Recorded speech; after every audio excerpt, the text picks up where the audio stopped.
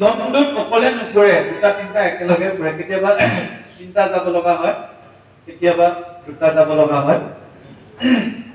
এই যে জমদূতবিলাক ঘূৰি ফুৰে, বহু দূৰত কেতিয়াবা কীৰ্তনৰ ধ্বনি শুনা পায় নহয়, ভাগৱত পাঠ নামৰ ধ্বনি ৰিণিকি শুনা পালেও কাণ একদম কাণ দীঘলেই হৰিনাম লৈছে নেকি, তো কিবা ভাল কৰো শুনিছো, এনেকুৱা ৰিণিকি শুনিলেও পুৰা দুইজন আলোচনা কৰে।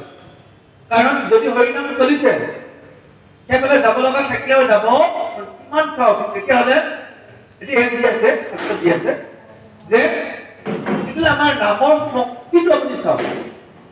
আপুনি প্ৰাৰ্থনা কৰি আছে, কীৰ্তন কৰি আছে, ওচৰত মহাপাপী মানুহ এজন মৰু হৈ আছে, জমদূত আহিব নোৱাৰে। আপুনি প্ৰাৰ্থনা বন্ধ নকৰালৈ দূৰ আহিব নোৱাৰে, সাধ্য নাই। ভাগৱতৰ সিদ্ধান্ত। আচলতে আমাৰ ভাগৱতবিলাক কি হৈ যায়, কেতিয়াবা কি হয়, তাত পদটোৱে কি কৰিছে ভালকে বিশ্লেষণ। আচলতে প্ৰতিটো শব্দৰ মূল্য আছে। শব্দবোৰ লগ লাগি লাগি কৰবাত ছবি ছন্দ হৈছে, কৰবাত দুলৰি হৈছে, কৰবাত পদ হৈছে। প্ৰতিটো শব্দ এনেকুৱা বাচক বনিয়া, আমাৰ কিছুমানে এৰি কৰিলে, এইটো ভুল। জমদূতে কৃষ্ণৰ মাত ধ্বনি শুনিলে, কীৰ্তনৰ ধ্বনি শুনিলে আঁতৰি পলাই। এতিয়া প্ৰভুজনে কৈ গৈছে, চাব ইমান ধুনীয়া কৈছে, কৰৈ আনে কণা কণি। কোনোবা দুজনে যদি কথাও পাতি থাকে, প্ৰাৰ্থনাও দুই এটা কৰি থাকে, যদি শুনৈ ৰিণি অকণমান শুনা অকণমান নুশুনা। আগতে আমি ৰেডিঅ' শুনিছিলো তেনেকৈ, কেতিয়াবা ভাল চেনেল কেইটাত ভাল ভাল গীত দিয়ে, কিন্তু মাতটো অকণমান আহে আকৌ যায়, অকণমান আহে আকৌ যায়, এইটো ৰিণি বুলি কয়। থমকি অনাৱে কাণ পাতি দুইজনে ৰৈ যায়, কথা পাতি গৈ আছিল নহয়, জমদূত ৰৈ গ'ল, কাণ পাতি যায়। কৰবাত হৰিনাম গান শুনিছো, গ'লে খাবই লাগিব। চাব অন্যে বোলে গুণ জু নৈ গাঁৱে ভৰি গুণ পলাই লাগি বান্ধে গাঁঠি। সেই নাম লৈছে বুলি যদি ভাবে, পাপি চাপি থাকিলেও এফাললৈ নাযায়, বেলেগ ফাললৈ তেওঁলোকে নিৰাই নৰমাৰে। চাওক নামৰ মাহাত্ম্য। ইমান ডাঙৰ ডাঙৰ ভকত বিলাকে কেতিয়াবা স্বৰ্গ নৰককে বিশ্বাস নকৰে, কি কৰিব? এটা ভাগৱত হৈছে এজন ব্যক্তিয়ে মৃত্যুৰ দিনাখন ক'ত যাবলে তেওঁ বেছি কামত আহিব তাৰ জ্ঞান থকা এখন গ্ৰন্থ, এখন বেলেগ গ্ৰন্থ নহয়। মৃত্যুমুখী পৰীক্ষিতেহে শুনিছিল ইয়াত। আপুনি মই যে শুনিছো, দুটা কাৰণ শুনিছো, যে শুনি ভাল লগা হ'ল, আত্মাৰ বিষয়ে জানা হলো, এৰিব নোৱাৰা হৈছো মানে শুনি আছো। আকৌ এটা গম পাইছো যে যদি আমি ভকতৰ সংগত থাকি কৃষ্ণ কথা শুনি হৰিনাম লোৱা আৰম্ভ কৰো, আমি আৰু যমৰ তালৈ যাব নালাগে, সিদ্ধান্ত। সেইকাৰণে আপোনালোকে ইমান দিন চলি আছে, শুনি আছে, বুজিব পাৰিছেনে?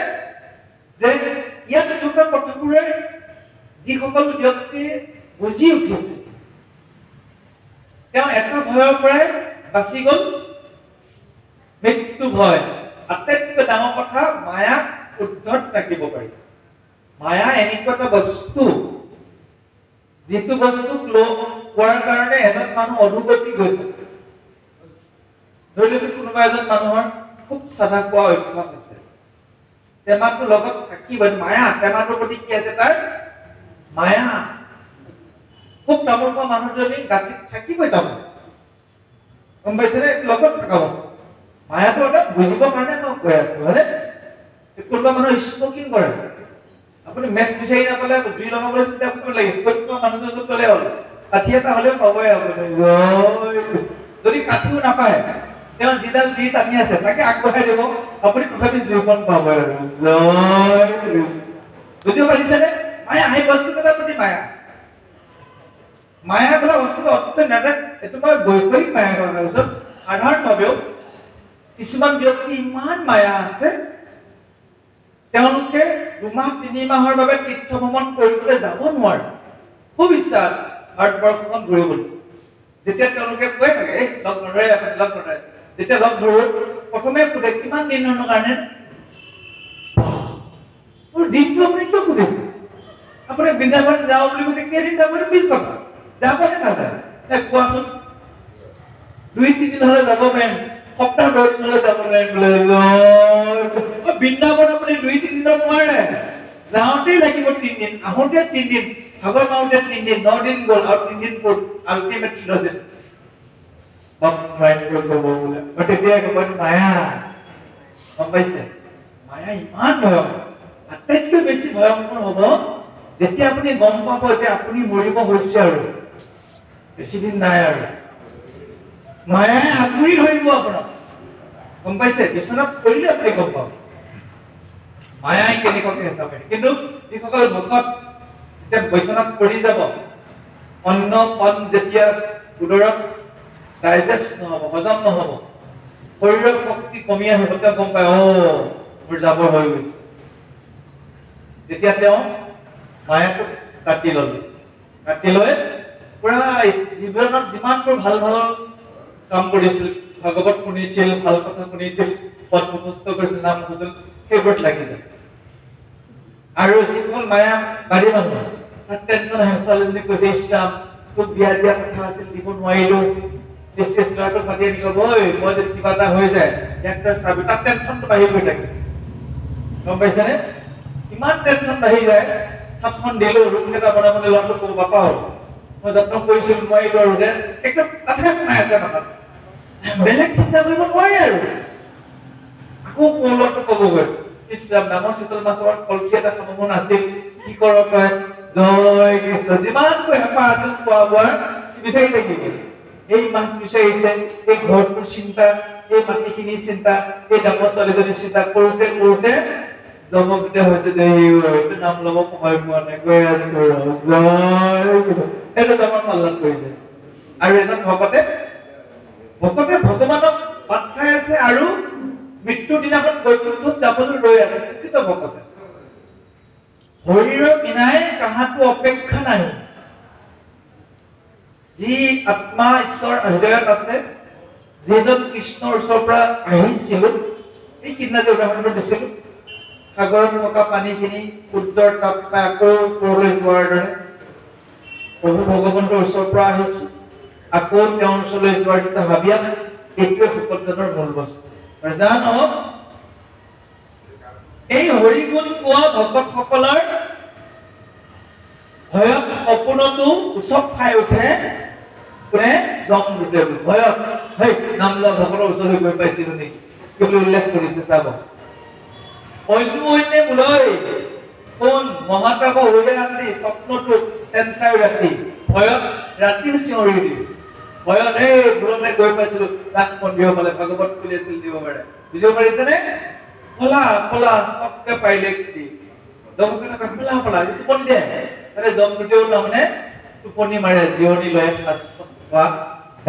ভাগৱতৰ ওপৰত চাই ল'ব একদম ষষ্ঠ স্কন্ধৰ 431 পৃষ্ঠাত 24 খণ্ডত অতি সুন্দৰভাৱে দিছে 5671 নম্বৰ পদত উল্লেখ কৰিছে।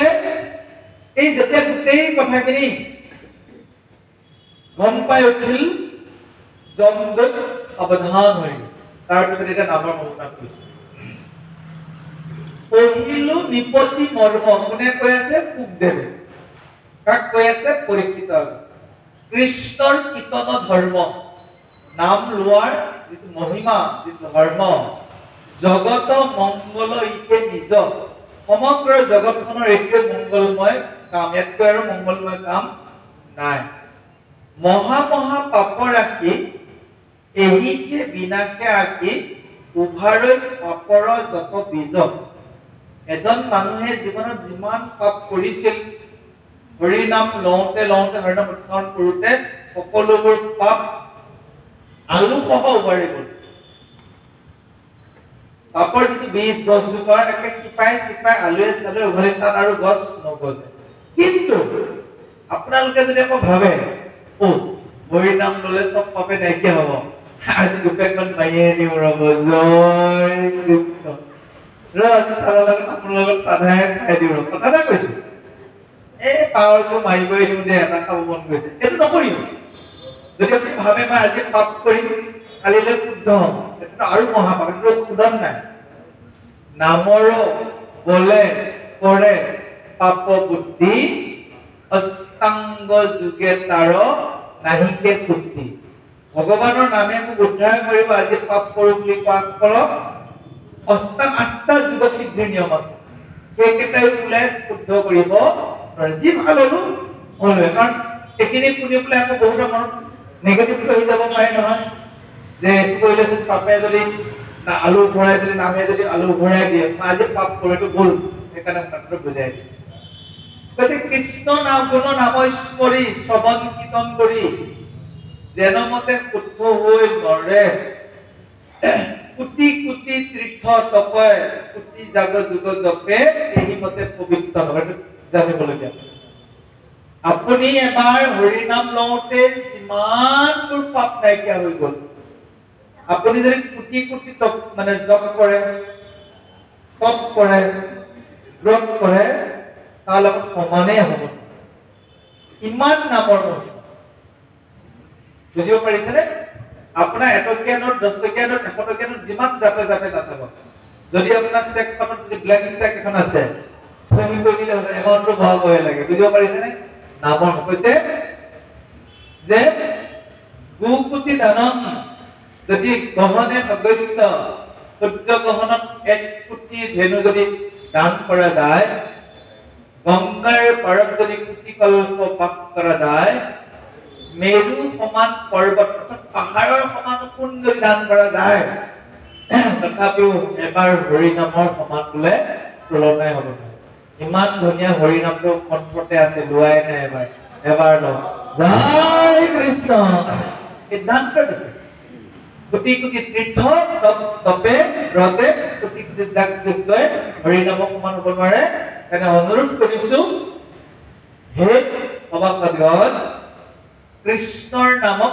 সদায় কণ্ঠত ঠাই দিব প্ৰতি মুহূৰ্তত যেতিয়াই মন যায় নাম কিছুমান গুণগুণাই থকা অভ্যাস কৰক যেতিয়াই মন যায় ইমান ভাল লাগে নামবোৰ গুণগুণাই জানে মই যেতিয়া ৰাতিপুৱা বিচনাত থকাৰ নাম গুণগুণাই থাকো বিচনা ভাল কৰি থাকোঁতেও প্ৰাৰ্থনা গুণগুণাই থাকো নামৰ কলি গাই থাকো মই গমেই নাপাওঁ কেতিয়া আহি মণিকূট সোমাই গলো মণিকূটটো যেতিয়া বচি থাকো যেতিয়া শাৰী থাকো পানী আনিবলৈ যাওঁ তেতিয়াও সেই নামৰ কলি ঠাণ্ডাৰ দিনটো গমেই নাপালো গম পাইছেনে এই দৌৰা দৌৰিকে পানী আনিবলৈ গ'লো আহি বচি থাকো নিজে বচো প্ৰায় 99% মই নিজে বচো কাৰণ ফাৰ্ষ্টত সিদ্ধান্ত দিছে কৰো হৰে কিহ মাৰ্জন এই দুখন হাত বেছি পবিত্ৰ হৈ থাকে যেতিয়া আপুনি তাক হৰি দেৱগৃহটো নিজে মাৰ্জন কৰিব এই দুখন হাত আৰু অলংকৃত হৈ থাকিব যদি আপুনি ভকতক চৰণ চুই সেৱা কৰে আৰু ই কি হৈ থাকিব বেছি অধিক সোণত খোৱা হয় অংগৰীক ৰজা হয় নিজে সদায় বচিছিল আমাৰ কমাল যদি কয় দাদা বচিছে আমাৰ তেনেকৈ কয় দাদা নাজানো নেকি মই গছত বচিব নোৱাৰো দমে দি থাকে জয় ভকতখিনি কম নহয় আমাৰ দম দিয়া ভকতে বেছি একো নাই বাৰু এই কবিজনে দম দিয়াৰ কাৰণে আইসকলক পুণ্য বেছি হৈ আছে জয় কৃষ্ণ মই কিন্তু খুব কম দিওঁ আই কাচিত কেতিয়াবা ৰাতিপুৱা আহি পাইছো টোপনি মাৰি আছো উঠাত পলম হৈ আছে তেতিয়া চান্স পায় এনে কিন্তু চান্স মই জানো যে এইটো মানৱ শৰীৰ মই এইবাৰ পাইছো আগতে পাইছিলো যদিও তেতিয়া কম্পন কপু হৈ আছিল এইবাৰ যেতিয়া গম পাইছো ইয়াৰ প্ৰতিটো অংগ প্ৰতিটো হাত দুখনৰ কথা কৈছো মানে প্ৰতিটো অংগৰে ইমান মহামূল্যৱান প্ৰতিটো অংগ কৃষ্ণৰ চৰণত লগাব লাগিব ভৰি দুখন তাক কৈ উঠোতে কব হে মোৰ পাদপদ্ম আপোনাৰ পাদপদ্ম তুমি তেনেকুৱা জাগালৈ গমন কৰিবা যি জাগাত ভকত থাকিব তুমি সেই জাগালৈ আগবাঢ়ি গৈ থাকিবা য'ত ভাগৱত চলিব আমাৰ খানা খোৱা মানুহখিনি কি কয় গম পাইছে য'তে খানা ওলা তাতে তাতে যায় আৰু জয় কৈছে দুই পাও দিলা তীৰ্থ অৰূপ গমন চক্ষু দুই দিলা ভকত অৰূপ দৰিখন একদম পঢ়িলে একদম কিবা লাগি যায় নাখা দিলা তুলসীৰ ধান লৈব কোন কৰ্ণ দুই দিলা কোনে ধান গুণনাম হস্ত দুই দিলা কৃষ্ণ কৰ্মে পৱলোক উদৰ দিগন্ত তাৰ প্ৰসাদ বন্ধু। হে প্ৰভু, তোমাক অৰ্পণ কৰা প্ৰসাদহে যাতে মই খাব পাৰো, মোক মিলাই তোমাক অৰ্পণ নকৰা প্ৰসাদ যাতে মোৰ শৰীৰত প্ৰৱেশ নকৰা। প্ৰাৰ্থনা কৰিব লাগে। আমাক প্ৰাৰ্থনা বাদে কোনোবাই কিবা অলপ খালে মাৰিয়ে দিয়ে। মই দেখা পাইছো কিছুমান মানুহ কিবা খাই আছে আৰু বহুত চানাই কিবা কিবা ফুট ফুট নাই গৈ আনি মাৰিলে। কিমান নীতি নিয়মে খাব লাগিব। মাটিত পানী ছটিয়াব লাগিব, হাতখন বাওঁ হাতখন মাৰি দিব লাগিব, থালখন দিব লাগিব, তাৰপিছত ধূপডালি সেৱা ধৰিব লাগিব, তাৰপিছতহে খাব পাৰি। কথা বতৰা নাই। এই ধুনীয়াকৈ বস্তু বনাই দোকানী সোপাই টেষ্ট কৰা ভাই কত মানুহ খোৱা দেখা পায়। এই জোঠা নকৰিব বুলি হৈ থাকে। জিলাপি বনাই খায়, কাটা নিমকি, কত মানুহে খাই ফুৰে। দেখিলে যদি চেণ্ডেল টেণ্ডেল খুলি চৰ মাৰি দি মেলিব লাগিব যে খাই থাকি নি কোৱা। এই যে জোঠা হৈ নহয় বহুত বহুত আছে তেনেকুৱা। মই নিজে দেখিছো। অৱশ্যে মই জনসমাগমত বেছিকে নাযাওঁ, মোৰ অভ্যাস নাই। তথাপিও মই কিছুমান মানুহ দেখিছো। জনসমাগমত নোযোৱা কিমান দিন হ'ল মোৰ মনত নাই। ওচৰতে কিমান ডাঙৰ অনুষ্ঠান জন্মিল, সেই ডেকা কালতে যি গৈছিল বহু দিনৰ আগত। আজিলৈকে মই দ্বিতীয়বাৰ যোৱা। মানুহে আচৰিত পায়, গোটেই গাঁও খালী হৈ থাকে। অঞ্চলটো ওচৰতে যে গাঁৱত ঘৰে ঘৰে খালী হৈ থাকে, মানুহ নাই। কাৰোবাৰ তলা মৰা আছে, কোনোবাই চকীখনকে দি থৈ গৈছে, মানুহেই নাথাকে। অঞ্চল খালী হৈ যায়। বৃহস্পতি শুক্ৰ শনি 3 দিন। মই কিন্তু আজিলৈকে যোৱা নাই। গৈ এটাই গম পাইছো, বেচা কিনা মানুহৰ ভিৰ আৰু কি আছে। আৰু যা নহওক প্ৰসংগত হৈ কৈছো, দুই পাও দিলা তীৰ্থ সৰু ভগৱান, চক্ষু দুই দিলা আপোনালোকৰ দৰে ভকত হৌক দৰ্শন। আৰু যা নহওক ৰামৰ মহিমাৰ কথা কলে। আৰু এতিয়া কৃষ্ণ পাদ পদ্মৰ কথা কিছু কবগৈ, নাম ধৰ্মৰ কথা কবগৈ, প্ৰভুজনৰ কণ্ঠৰে আমি শ্ৰৱণ কৰিম।